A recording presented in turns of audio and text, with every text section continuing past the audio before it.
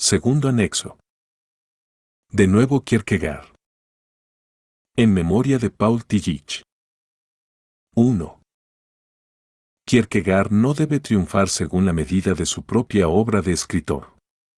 Kierkegaard negó al difunto obispo Meinster, muy querido por él, el nombre de testigo de la verdad.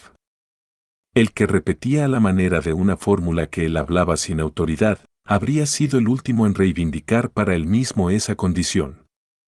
Pero es evidente que su idea del testigo de la verdad provenía de la construcción de su propia existencia. En el primero de los artículos periodísticos de Patria, de diciembre de 1854, en el que inició el ataque a su iglesia y a la cristiandad oficial, se lee: un testigo de la verdad es un hombre que en la pobreza da testimonio de la verdad, en la pobreza, la sencillez y la humillación, y luego es ignorado, odiado, aborrecido, y luego insultado, escarnecido y ridiculizado. Quizá no tuvo siempre su pan de cada día, tan pobre era, pero el pan diario de la persecución lo tuvo en abundancia, para él nunca hubo carrera o promoción, sino a la inversa, descenso paso a paso. Un testigo de la verdad, un auténtico testigo de la verdad, es un hombre azotado, maltratado, arrastrado de un calabozo a otro y finalmente, última promoción, por la que es admitido en la primera clase de la jerarquía cristiana, la de los auténticos testigos de la verdad, finalmente, pues es de uno de los auténticos testigos de la verdad de quien el Prof. Martensen habla, finalmente es crucificado, o decapitado, o quemado, o asado en una parrilla, y su cuerpo inánime arrojado por el verdugo a un lugar apartado, sin sepultura, así se entierra a un testigo de la verdad. O quemado y reducido a cenizas luego dispersadas a los cuatro vientos, para eliminar todo resto de ese desecho en que, como dice el apóstol, se ha convertido. 480, más rotundo es en este respecto un artículo posterior de la misma serie. En el Nuevo Testamento, Cristo llama a los apóstoles y a los discípulos testigos y les exige que den testimonio de él. Veamos qué hay que entender por testigo. Los testigos son hombres que, renunciando a todo, viviendo en la pobreza, en la humillación, dispuestos a soportar cualquier sufrimiento, deben ir por un mundo que, en la vida y en la muerte, expresa un modo de ser contrario al cristiano. A esto llama Cristo dar testimonio, ser testigo. 481. Kierkegaard murió en plena polémica, en el mismo momento en que había consumido su fortuna, que, cristianamente consecuente, se había negado a poner bajo interés. El que consiguió sucumbir en el mundo, no habría esperado ni querido otra cosa de su obra. Su concepción sin compromiso de la trascendencia habría excluido la victoria intramundana de la verdad, para él encarnada en sus escritos, tanto como la de su persona. La Ecclesia Triumphans era para él una defección, no menos que la doctrina hegeliana promovida a filosofía del Estado. Incluso la idea de una gran repercusión después de su muerte difícilmente le habría agradado. Para él, la historia era un permanente descenso al infierno, una traición a la revelación. El que todo lo encerraba en la contemporaneidad, en el instante, no podía esperar de la posteridad más que del mundo de su tiempo. Tener discípulos, fundar una escuela, eran cosas de las que él, que se refería a sí mismo como ese individuo, y para el que todo aquello en lo que creía, incluso la relación con lo absoluto, se concentraba en el individuo, se burlaba. Es cierto que hay un pasaje en el que, frente a la victoria empírica, considera posible la victoria en el espíritu, pero una cosa es vencer en la idea y otra vencer en lo concreto. Hay una diferencia en la medida en que precisamente aquellos de los que se puede decir en el sentido más eminente que han vencido en la idea, hubieron de sucumbir y hasta ser asesinados en lo concreto. O, para poner un ejemplo, y no el más alto, aunque para mí es un ejemplo bien grande, no se debe decir de Sócrates que, desde el punto de vista de la idea, triunfó completamente sobre el mundo de su tiempo y, sin embargo, tuvo que beber la cicuta. 482. Esto no se aleja mucho de la concepción convencional de lo trágico. Pero enseñar la victoria del espíritu en el espíritu no significa la victoria del espíritu en el mundo. De esta victoria Kierkegaard no pudo pensar mejor que del éxito, el cargo y la carrera. El 10º y último número de El Instante, no publicado ya por él mismo, concluye con incisiva ironía: teniendo un predecesor y un discípulo, uno va contento por la vida y es a la vez testigo de la verdad. Que Dios ayude a quien no tenga ningún predecesor y ningún discípulo. Para él, la vida será verdaderamente lo que debe ser según la voluntad del cristianismo, un examen en el que es imposible hacer trampas. 483. No podría decirse más claramente que si Kierkegaard rechazaba a sus potenciales discípulos como importunos, repudiaba también su victoria en la pervivencia de su obra. Del mismo modo que combatió la cosificación de la filosofía en un sistema que arranca a ésta de la experiencia del individuo y reduce a éste a mero momento, se habría opuesto al intento de hacer con él una teología positiva. Kierkegaard rechazó con desdén la demanda de publicar su propia dogmática. Su insistencia en lo que el cristianismo no es, tiene su razón no solo en que él sabía que se hallaba por debajo de su idea de lo cristiano, sino también en un aspecto de su pensamiento. Con la transición a la positividad dogmática quedaría negado el propio contenido de esa idea. Sin embargo, solo la positividad tiene, incluso como positividad espiritual, la posibilidad de afirmarse en el mundo. La obra del escritor Kierkegaard tenía a la vista su propia derrota. Kierkegaard desafió como pocos a aquel principio del éxito, en el cual el mecanismo de la competencia de la sociedad burguesa se refleja y ocupa el lugar de la divinidad derrocada. Él todavía habría registrado el triunfo póstumo como prueba contra su propia verdad, como testimonio de una complicidad secreta con aquello que él llamaba lo existente. Pero esto debe tomarse muy en serio. Cuanto menos necesita la filosofía preocuparse de la intención subjetiva de los autores, más determinantes son para ella los textos mismos en los que esa intención se despliega. La compatibilidad con el mundo del enemigo del mundo se convierte en objeción contra él y su tipo de hostilidad al mundo. 2. Kierkegaard ha triunfado. Una vez que la atención se fijó en él, extraordinario, primero resultó, como es ya habitual, psicológicamente interesante, por ejemplo para el ilustrado George Brandes, que, por lo demás, aún no fascinado por él, le veía de forma más imparcial y también más crítica que casi toda la literatura posterior. Luego, Kierkegaard se convirtió en Alemania, gracias a su traductor, Christoph Schrempf, en santo patrón de aquellos pastores que sufrían conflictos de conciencia con su ministerio, en una especie de ibseniano Rosmer, del mismo modo que el Brandt del joven Ibsen toma algunos rasgos de Kierkegaard. Este cambio repentino puede datarse antes de 1920. Quizá lo desencadenase la traducción por Theodor Hacker del libro sobre Adler, cuya fuerza expresiva puso a Kierkegaard por vez primera a su verdadero nivel en Alemania. Kierkegaard impresionó a los teólogos protestantes que se hallaban desorientados en medio de un cristianismo liberal cuyo contenido teológico se volatilizaba en metáforas para ideas. Toda la teología dialéctica fue seguidora de Kierkegaard, en Karl Barth, seguidora también de su firmeza. Pero su obra tiene una capa teológica y otra filosófica, de ahí su influencia. La influencia filosófica llegó más tarde, mediados los años 20, cuando Heidegger por un lado y Jaspers por otro emanciparon el concepto kierkegaardiano de existencia de los llamados estadios de la religiosidad A y la religiosidad B, transformándolo en concepto de una ontología antropológica que en Heidegger ciertamente no deseaba, ya entonces, ser entendida como una antropología. Mientras que el concepto de existencia, sobre todo los existenciarios, como la angustia, la interioridad, el modelo de la autenticidad heideggeriana, o la decisión, se estableció como núcleo de una metafísica material supuestamente resucitada, Kierkegaard puso fin a la supervivencia académica del idealismo alemán. Sus invectivas contra Hegel acabaron lo que las schopenhauerianas habían comenzado, la caricatura de un pensamiento desenfrenado, que se idolatraba a sí mismo y perdía su sustrato. Las publicaciones del llamado Círculo de Patmos en los años 20 son documentos de esta influencia. Esta era entonces tan grande que proporcionó a Kierkegaard el anonimato del espíritu de la época. Kierkegaard se infiltró en todo el lenguaje teológico, filosófico y pedagógico para, gracias a tal supervivencia, ser olvidado una segunda vez. Con esto al menos no habría quedado insatisfecho.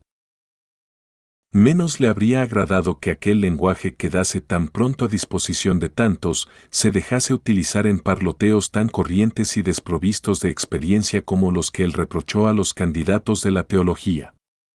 Los últimos escritos de Kierkegaard, el ataque a la cristiandad en nombre del cristianismo, se habían vuelto bruscamente incluso contra instituciones burguesas, como el matrimonio. Jamás podría ocurrírseme la idea de casarme. La tarea de llegar a ser cristiano es tan inmensa, que no podría aceptar esta traba, por mucho que los hombres, especialmente a cierta edad, la declaren y la vean como un estado de suprema felicidad. Sinceramente hablando, no concibo cómo puede ocurrírsele a cualquier hombre la idea de conciliar el ser cristiano con el estar casado, y debo precisar que no pienso en el caso de alguien que, por ejemplo, ya estuviera casado y tuviera familia y solo a esa edad quisiera ser cristiano. No, quiero decir que como alguien que está soltero y dice que es cristiano puede tener la ocurrencia de casarse. 484. Kierkegaard condenaba en bloque la acomodación a las ordenaciones mediocres de la vida que se perpetúa. En Temor y Temblor, la esfera religiosa se funda en la suspensión de la ética. Sus admiradores le han arrancado esos colmillos. En el epílogo que en 1955 escribió para su filosofía, Jaspers declaraba casi emocionado que él había hecho suyo el concepto kierkegaardiano de existencia. Pero nunca fui partidario de Kierkegaard. Pues no solo no me llegó su cristianismo, sino que percibí en sus decisiones negativas, su negativa al matrimonio, a la posición y a la realización en el mundo y su afirmación de la existencia del mártir como algo esencialmente ligado a la verdad del cristianismo, lo contrario de todo lo que yo amaba y quería, de todo lo que estaba dispuesto a hacer o a no hacer. Su concepción de la fe cristiana a través de su religiosidad como absurdo, me parecía, igual que aquella negatividad práctica, el fin del cristianismo histórico y el fin también de toda vida filosófica. Tanto más asombroso era así lo que Kierkegaard fue en su probidad capaz de ver y decir en su itinerario, casi inagotable en momentos de despertar. Una filosofía sin Kierkegaard me parecía entonces imposible. Su grandeza tenía, tal como yo la veía, un alcance histórico universal parejo al de Nietzsche. 485. Como si pudiera tan sencillamente darse una cosa sin la otra.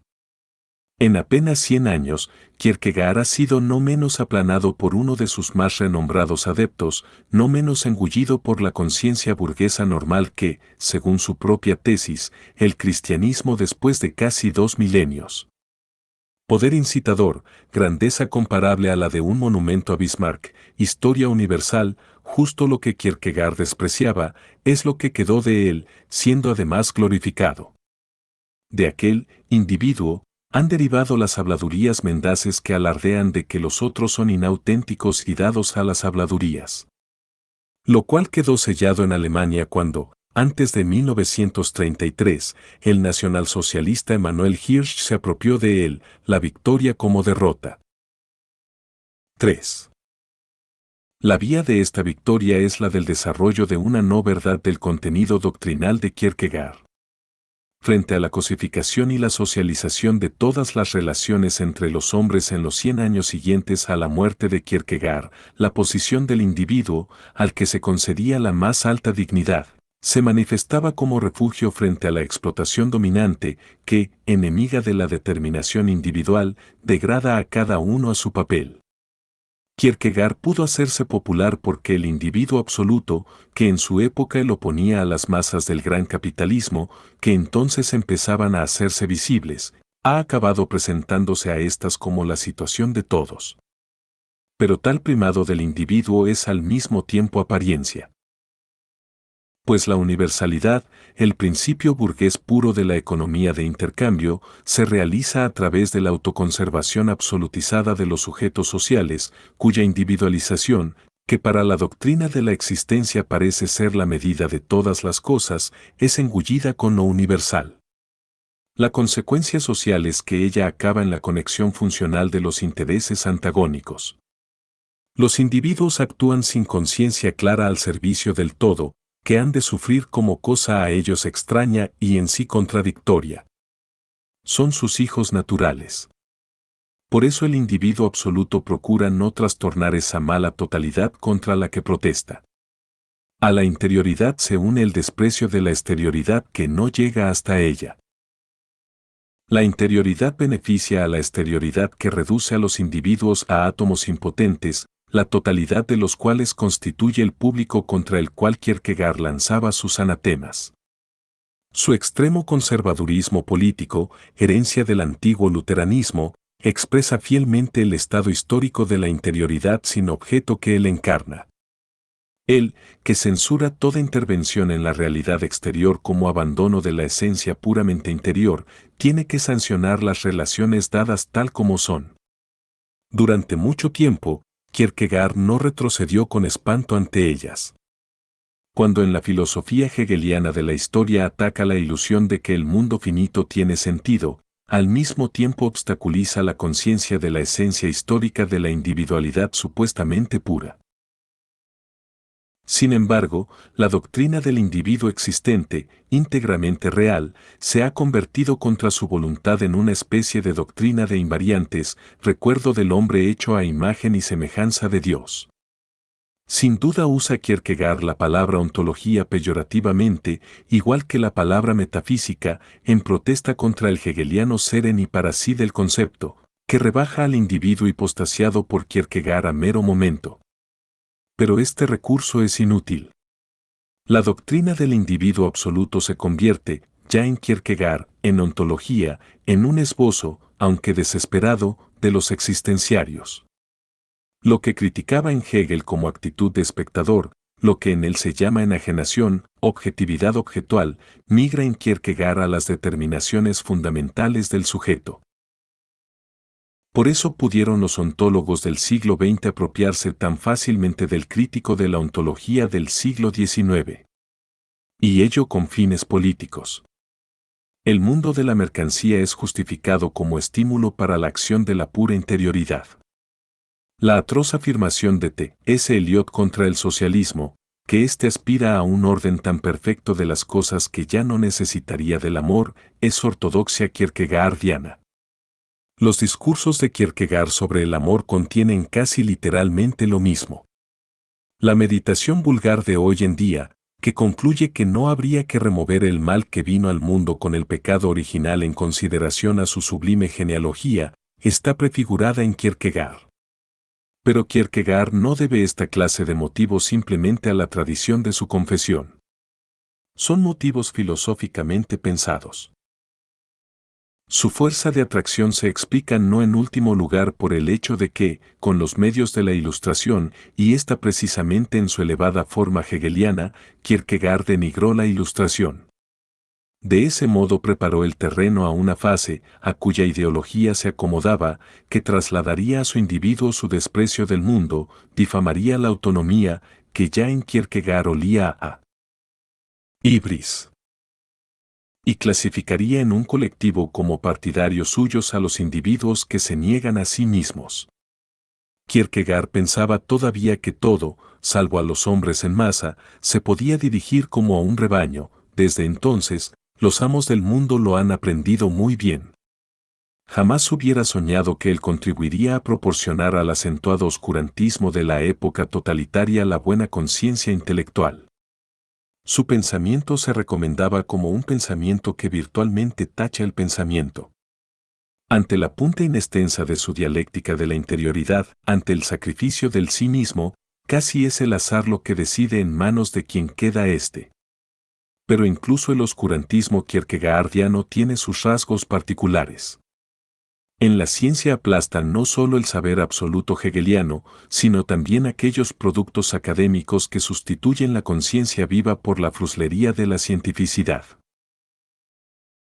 Pero la fuerza sorprendente de Kierkegaard en su existencia póstuma tiene su fundamento más profundo en el hecho de que a los que protestan tampoco se les ofrece hoy en principio otra posición que la del individuo, la misma que él estableció, de que toda identificación inmediata con lo colectivo es al instante la no verdad que la posición del individuo constantemente representa. Kierkegaard se convirtió verdaderamente en el seductor al que con tan escasos recursos jugó en su obra juvenil, porque la no verdad del individuo absoluto y la verdad de su resistencia se hallan casi inseparablemente entretejidos. Hoy es hora de deshacer esta trama. 4. La no verdad de Kierkegaard, la que le hizo triunfar, es la no verdad filosófica. Para él, la filosofía es la condición negativa y necesaria de su teología.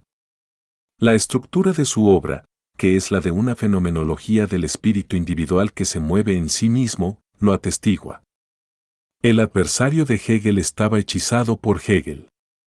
Pero al mismo tiempo, presa de un vértigo como el de los caracteres edípicos ante la figura del padre, no dominaba del todo la filosofía de Hegel. Por lo cual, todo el proceso de Kierkegaard contra Hegel debe ser nuevamente planteado, como ya se ha hecho en una importante obra, aún no publicada, de Germán Weppenhauser, 486. La comprensión kierkegaardiana de Hegel, hasta la fecha poco estudiada, con la excepción de un breve artículo de Richard Kroner, es problemática y, en esto, curiosamente semejante por lo demás a la de Marx. Kierkegaard malinterpretó toscamente el concepto hegeliano central de mediación, contra el cual lanzó sus invectivas. En Hegel, la mediación es una mediación por los extremos. Que el concepto se convierta a partir de sí mismo en su contrario significa, en lenguaje hegeliano, que el concepto se halla en sí mismo mediado.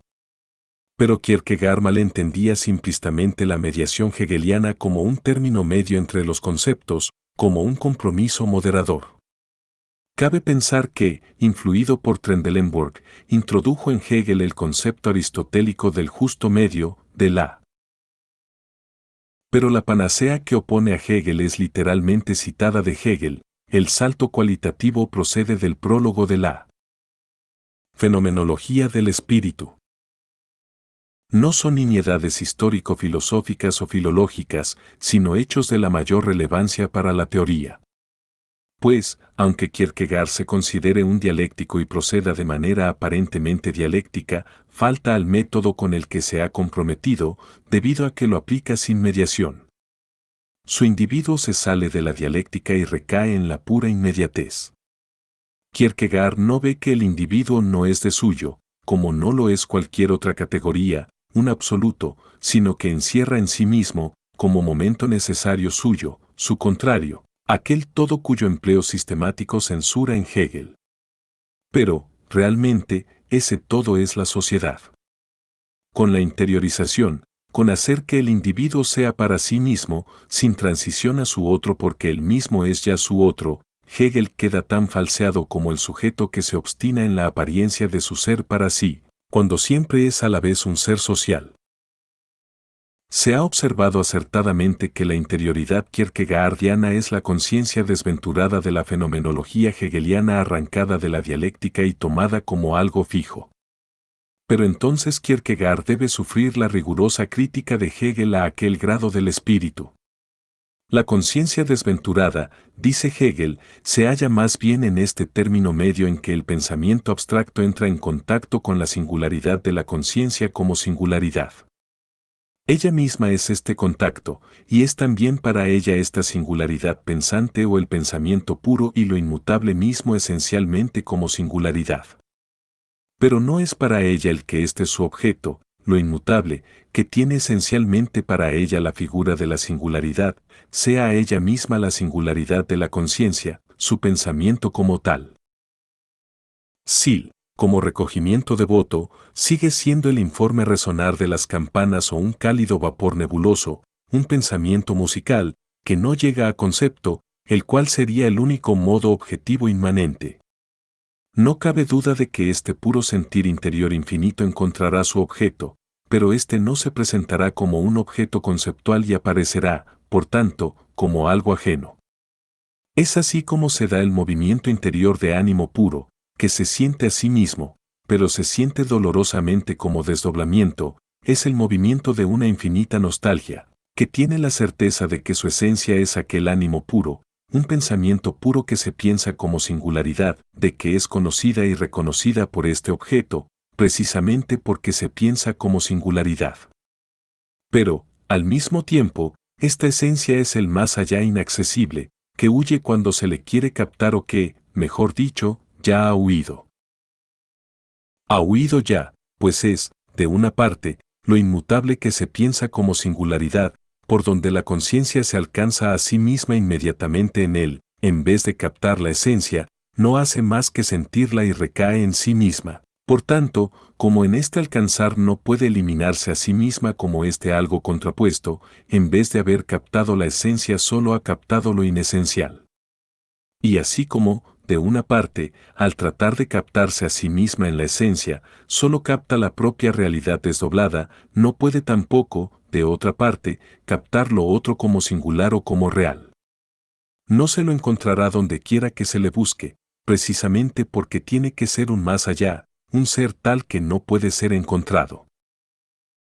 Buscado como singular, no es una singularidad universal pensada, no es concepto, sino un singular como objeto o algo real, objeto de la certeza sensible inmediata y, precisamente por ello, solamente un objeto que ya ha desaparecido. Ante la conciencia solo se hace presente, por tanto, el sepulcro de su vida. 487. Hegel golpeó a su enemigo mortal póstumo después de inventarlo proféticamente, a partir del movimiento de su propia filosofía, hasta en sus rasgos idiosincrásicos. Si Hegel reprocha a la conciencia desventurada, como conciencia que se vuelve ciega al contexto, su carácter abstracto, el individuo kierkegaardiano se vuelve abstracto en un sentido aún más literal. Lo que podría ser su posible contenido procede del mundo, al que el individuo absoluto debe estar en absoluta oposición. Si el individuo se mantiene puro frente al mundo, su concreción aparente, la del puro esto ahí, resulta algo de todo punto indeterminado. En la construcción de la teoría de Kierkegaard, esto se expresa en la reducción de todas las determinaciones de contenido a la situación, la G, de la que deriva esa situación, situation, que encontramos en el conjunto de la filosofía existencial y existenciaria, algo heterónomo e irracional para el individuo, pero de lo que se le hace depender. Su contenido obedece a la contingencia. Por eso, las determinaciones fundamentales del individuo kierkegaardiano, su ontología, se tornan negativas, en su lenguaje, demoníacas. El individuo de Kierkegaard es tan poco lo verdadero como el todo hegeliano. La tesis fundamental de Kierkegaard, según la cual la subjetividad es la verdad, es totalmente idealista. De hecho, su dialéctica no pudo, a pesar del esfuerzo extremo por conseguirlo, desprenderse del idealismo, al que la ata el punto de partida de la interioridad sin objeto. Pero en Kierkegaard, y esto es ya un elemento de positivismo, del positivismo que desbancó a Hegel inmediatamente después de su muerte, la subjetividad de la persona individual se identifica con el individuo del que Fichte, a quien Kierkegaard en cierto sentido recurre por detrás de Hegel, obtuvo y destacó enfáticamente su sujeto como la verdad. De ese modo atribuye directamente al particular encapsulado en sí, sin ventanas y disociado de la universalidad, aquel sentido que en el idealismo se llamaba espíritu y que no puede ser separado de lo universal por decreto. La contradicción quedaba sin resolver. Kierkegaard no hizo con ella otra cosa que inmovilizarla e hipostasiarla bajo el nombre de paradoja. También en esto fue el discípulo de Hegel que coarta la lógica de la no contradicción. Pero si la filosofía hegeliana trata de deshacer el nudo de la contradicción en el proceso, en Kierkegaard la contradicción se convierte ella misma, por la fuerza, en la solución. Su teoría es verdadera contra Hegel por cuanto que ella concede mayor derecho al momento de lo no idéntico, de lo que no se reduce a su concepto, mientras que en Hegel tal momento lleva a la dialéctica, pero finalmente desaparece en la pura identidad del espíritu absoluto. Kierkegaard rompió el paréntesis de la filosofía de la identidad, y lo hizo de manera ejemplar, porque su acto aconteció de forma inmanente, no estableciendo arbitrariamente desde fuera una posición contraria a Hegel. En el concepto kierkegaardiano de sujeto como concepto de la existencia se abre paso aquello real no idéntico que escamotea la concepción del sujeto puro como espíritu en el idealismo. En este sentido, Kierkegaard, que denostaba la mediación, acentuaba más que Hegel una mediación central que Hegel bien conocía, la del yo por él. No yo, la del sujeto constituyente por aquello que, según el esquema idealista, solo puede haber sido constituido por el sujeto. Pero ello no quita que su teoría sea también pensamiento de la identidad. Lo que en ella no se identifica con el concepto es espiritualizado y conceptualizado absolutamente como existencia. Kierkegaard subordina la totalidad al principio de la existencia como los idealistas lo existente a la totalidad. El intento de desprenderse del idealismo fracasó, y el pensamiento que esperaba escapar a la totalidad del concepto quedó condenado a girar sin esperanza en torno a sí mismo y a conjurar un sentido que le era extraño e inconmensurable. La prueba más persuasiva al respecto es la teoría del sí mismo como una relación que se relaciona consigo misma, expuesta al comienzo de la enfermedad mortal, 488. La blasfemia de que acusa a Hegel, consistente en fijar lo absoluto, Dios, al pensamiento, y, por ende, a lo humano, la vuelve a cometer él mismo por la forma de su pensamiento. Este se figura que a través de la negación de sí mismo, a partir de su propio movimiento, puede llegar al concepto de la divinidad, siempre según la construcción de la filosofía de Kierkegaard. Sin embargo, no se queda en ella. El concepto de existencia no puede permanecer en el extremo de abstracción al que la dialéctica kierkegaardiana de la interioridad lo lleva, debiendo recibir su contenido de aquello exterior de lo que Kierkegaard se aparta, y esto actúa en él como un correctivo. La antítesis respecto al mundo objetivo concretiza el concepto de existencia más allá de aquello como lo que la especulación no pone. En el orden de los contenidos de la experiencia, tal concreción, la integración de los hombres vivos en vez de la construcción de una esencia humana espiritualmente pura, era probablemente lo que verdaderamente movía a Kierkegaard. En el orden de la filosofía, el nominalismo luterano y el espiritualismo de la interioridad absoluta se resistían a un denominador común, como el nominalismo en todas sus épocas, también el kierkegaardiano tenía su componente materialista. El espíritu, que no puede ser un puro en sí, sino algo secundario y dependiente, no es, como Kierkegaard tuvo que aprender, solamente dependiente de la divinidad, sino también de las condiciones de la empiria. En cuanto Kierkegaard pasa, como en la polémica de El Instante, de la doctrina de la existencia a la intervención, se percata de la complicación del espíritu cristiano dominante con los crudos intereses de los que lo predican y lo administran. Su existencialismo tiene un doble carácter, es una metafísica del sujeto absoluto nominalistamente contraída al individuo y un ataque frontal a la ideología del sistema del provecho. En esto, Kierkegaard marca un hito. 5. Pero, cuando habla filosóficamente, retrocede por detrás de la filosofía, cuyo instrumental es el suyo. Se ha acusado a Hegel de mitología del concepto. La dialéctica de Kierkegaard le aventaja en esto, ella es mítica a la manera de una religión natural encerrada en sí y sin salida. La trascendencia, que para ella lo es todo, es anulada por ella misma. Kierkegaard quiere purificar la trascendencia de todo elemento mediador que ella comparta con el mundo. En esta desmitologización, su absoluto se convierte en el adversario mismo de la trascendencia, en algo simplemente desconocido, amenazante y sin esperanza, como los dioses del destino. En el abandono por Kierkegaard de la Iglesia resuena claramente la rebelión de los seres derrocados del mundo primitivo. si él sacude la unidad del logos. Esto significa también la protesta de la pluralidad en la naturaleza, en la que tal unidad se introdujo. Pero esta protesta contra el principio opresor se enreda en este. Si en la cristología de Kierkegaard la gracia palidece de forma tan acusada ante aquello que en el cristianismo es continuamente objeto urgente de temor y espanto, ello es resultado de su pensamiento no menos que de su natural sombrío. El paradójico hombre Dios, irracional y extinguidor de toda luz natural, pierde, junto con su afinidad con los hombres, su determinidad cualitativa. Se vuelve abstracto como un concepto y equívoco como un demonio al que las víctimas deben someterse contra su pensamiento. De la salvación están ellas tan poco seguras como el mundo secularizado. En Kierkegaard converge por vez primera una secularización sin trabas con aquella mitología que pretende erradicar la secularización. Por certero que pudiese haber sido en sus juicios sobre la cristiandad, sus adversarios más mezquinos reconocían una cosa. Su defensa del cristianismo contra lo que ellos habían hecho de él abolía el cristianismo.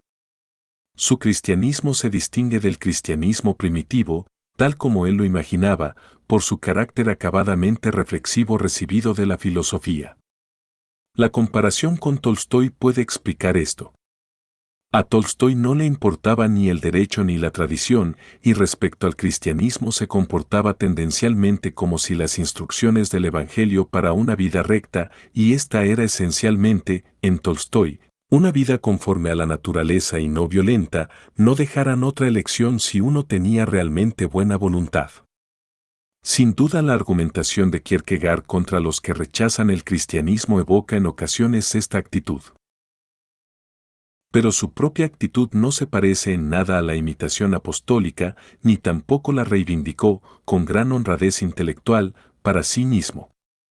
En él se llega a la religión no a través de un modelo irresistible, sino de un proceso del pensamiento que finalmente rompe el pensamiento en cuanto pensamiento finito de la criatura finita y reserva la verdad a lo que no puede ser pensado y contradice absolutamente el pensamiento. Mas este proceso no puede terminar por sí solo en el contenido doctrinal del cristianismo, que para tal dialéctica sería tan arbitrario como cualquier otro. El dogma cristiano es el punto ciego de la reflexión kierkegaardiana, ni revelación ni idea. Y, por ende, producto del mundo que Kierkegaard absolutamente rechaza. Proviene de la tradición que niega la doctrina antieclesiástica de la contemporaneidad absoluta. El origen del cristianismo de Kierkegaard es lo último que debería ser, lo que le ha sido transmitido. No pocas veces se remite Kierkegaard a la autoridad paterna, a la religión de nuestros padres. Lo que es una relación natural se convierte de una forma estricta en la condición de su supranaturalismo. Kierkegaard estuvo muy cerca de cobrar conciencia de ello en la apostilla al primer gran ataque a Münster, publicada en diciembre de 1854. El difunto fue, la desgracia de mi vida, porque Kierkegaard fue, educado por un padre fallecido en las prédicas de Münster y, por piedad al difunto padre, pagó esta falsa letra en lugar de protestarla, 489. De aquí a la crítica del propio cristianismo de Kierkegaard solo mediaría un paso. Este paso le habría llevado a la relación abismática, y hasta hoy no suficientemente pensada, entre tradición y conocimiento y a la cuestión de si es posible la religión sin tradición, pero tan solitario me falta todo lo divino, 490.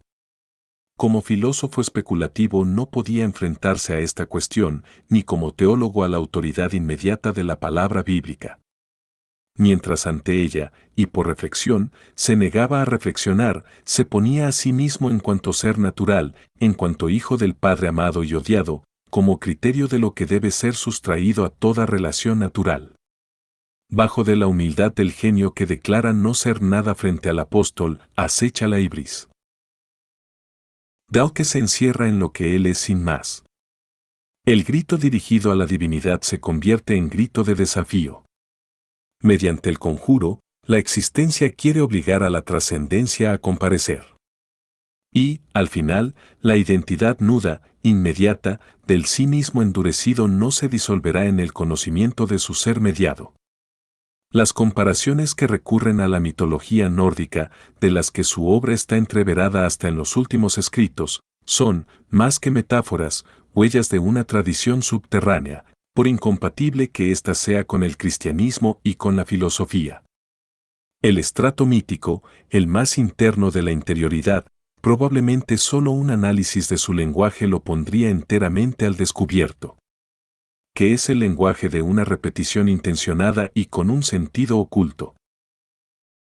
Su arquetipo es, fuera de la dialéctica, el eco que une a la ilusión la autoridad de la voz determinada porque no es más que la propia voz del que lo percibe. El eco es testimonio de un hechizo. Filosóficamente es el del pensamiento producido por uno mismo. Kierkegaard no sale de él más que en apariencia, permaneciendo en la confusión mítica.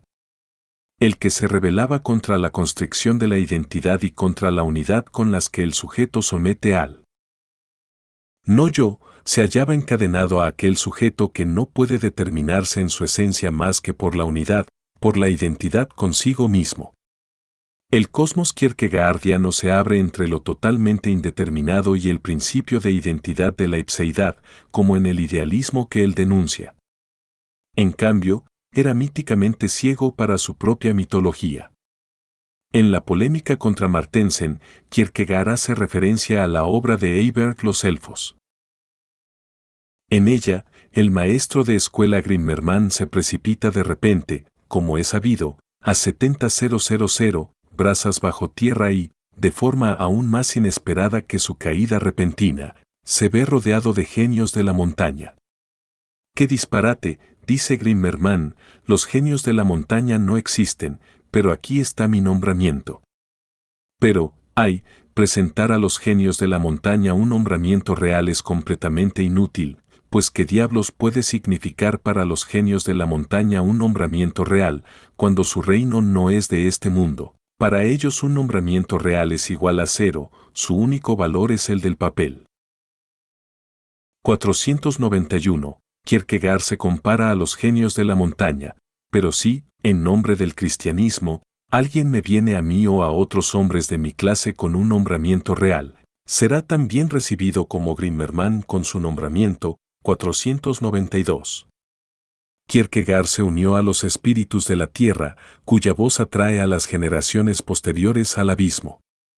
La voz irresistible de Kierkegaard embauca a quien se confía a él sabía por qué no quería discípulos. 6. Pero su voz es irresistible por su contenido de verdad. La reaparición regresiva e involuntaria de la religión natural como sustitutivo de una naturaleza extra e intrahumana oprimida adquiere en él tanta más fuerza cuanto que la protesta que se inflama en el aire sofocante de la interioridad kierkegaardiana en ninguna parte se manifiesta como si fuese naturaleza, sino que expresa invariablemente el alejamiento de ésta. El mundo contra el que Kierkegaard esgrimía lo cristiano, el que simulaba haber realizado el cristianismo, ese mundo en el que, como él decía, el sujeto había desaparecido, era la sociedad del gran capitalismo, la que simultáneamente, y sin que ambos supieran nada uno de otro, Marx analizó. Contra el absoluto ser para otro del mundo de la mercancía se alza en la imaginación el absoluto ser para sí del individuo kierkegaardiano. En su forma invertida, este es expresión de la forma invertida de la totalidad. Por eso la crítica de Kierkegaard no está superada, tampoco la crítica a su iglesia, cuya dogmática le absorbió de forma tan grotesca. Él no habría querido conducir a nadie a la verdad haciendo que se tocara. Yace en el servicio religioso para que los jóvenes no se aburran demasiado. La hoy tan en boga, plegaria breve, es como una pesadilla kierkegaardiana. Kierkegaard fue el primero que descubrió en la iglesia en la que había fijado su idiosincrásica mirada el fenómeno de la neutralización. Incorporado o, como hoy se dice con entusiasmo, integrado, separado del potencial de su propia realización, el espíritu ha quedado rebajado a bien cultural y finalmente a mercancía, a algo que no compromete absolutamente a nada. La parábola de Kierkegaard a este respecto, que todavía encontramos en el segundo número de El Instante.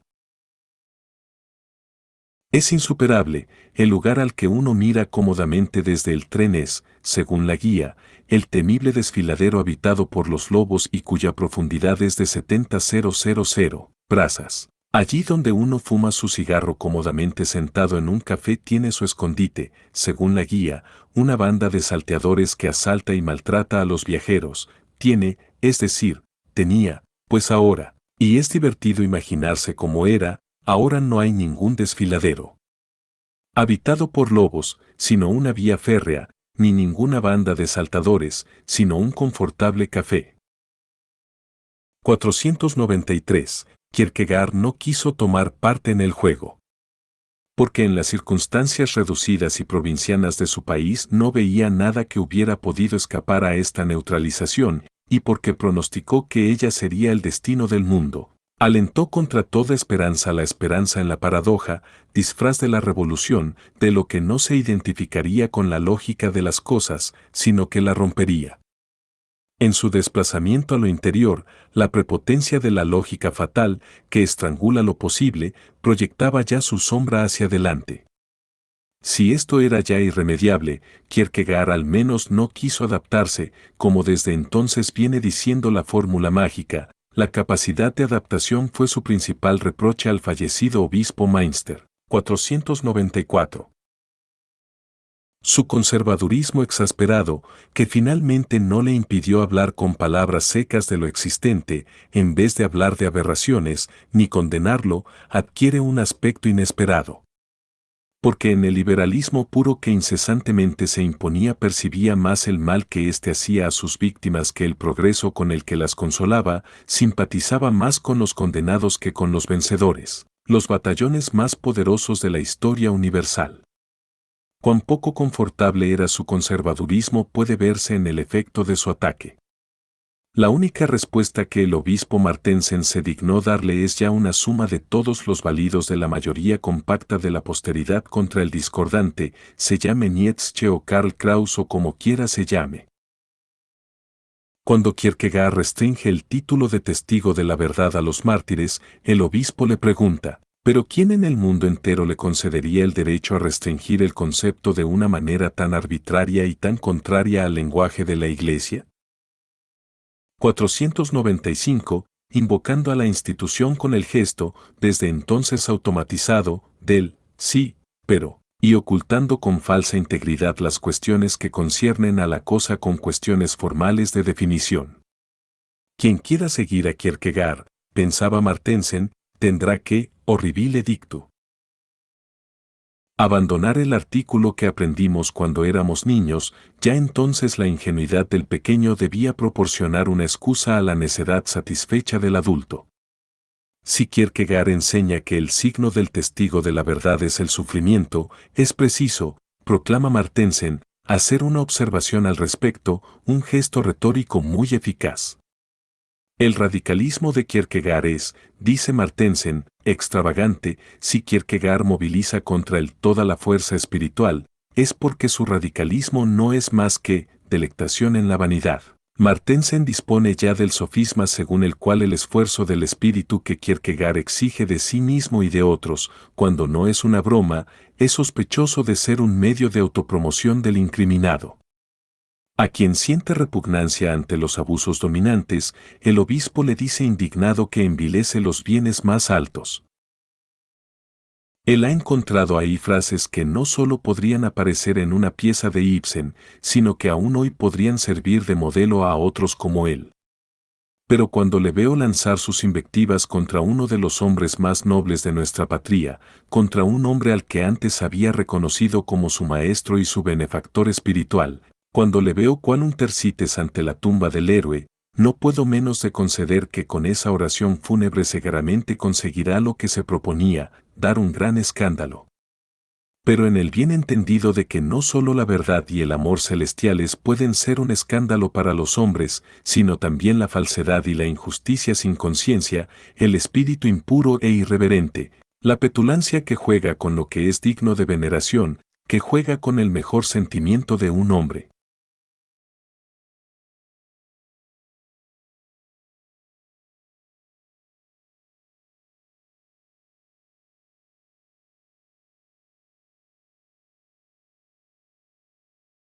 Todo lo oficial es infame, como Theodor Hacker aprendió de Kierkegaard. Una anotación de su diario basta para evidenciar la mentalidad que halló en Martensen, uno de sus primeros portavoces, y que se ha mantenido hasta nuestros días. El Nuevo Testamento contiene la verdad divina. Está por encima de todos los extravíos, exaltaciones, etc., como la mediocridad, la murmuración, la infantilidad y la palabrería están por debajo de toda parcialidad. Pero como la palabrería tiene la particularidad de no ser parcial, se la explota y se la ofrece como la verdad divina que está por encima de todas las parcialidades. 497. Y así se continúa estando contra las parcialidades. Que nadie diga que el odio de Kierkegaard a lo existente es demasiado abstracto. Es suficiente con imaginar a Martensen para saber contra quién y contra qué va todo, y hace tiempo que no va contra la Iglesia luterana danesa. En la negación determinada, Kierkegaard ha salido, para utilizar su lenguaje, de la interioridad. Para él el todo era, como totalidad y sistema, el engaño absoluto, y se enfrentó al todo al que, como todos, estaba sujeto. Esto es lo ejemplar en él. Desde el día en que cayó en la vía pública, nada espiritual que sea más modesto puede tener valor, el potenció el pascaliano. On et doit plus dormir. La curva kierkegaardiana es la inversa de la de el que dice sí, de Brecht, al que lo colectivo quiere hacerle creer que es importante aprender sobre todo a estar de acuerdo. Según Kierkegaard, ya no es posible ninguna amistad con el mundo porque todo decir sí al mundo tal como es eterniza lo malo en él e impide que llegue a ser digno de ser amado. Quien haya presenciado como en 1925 Karl Kraus echó, solo con su palabra, a Inde Bekesi de Viena, habrá aún aprendido algo del poder concreto de lo que en Kierkegaard parece tan abstracto y tan monomaníaco, del poder de la impotencia. 497, LC, p. 355.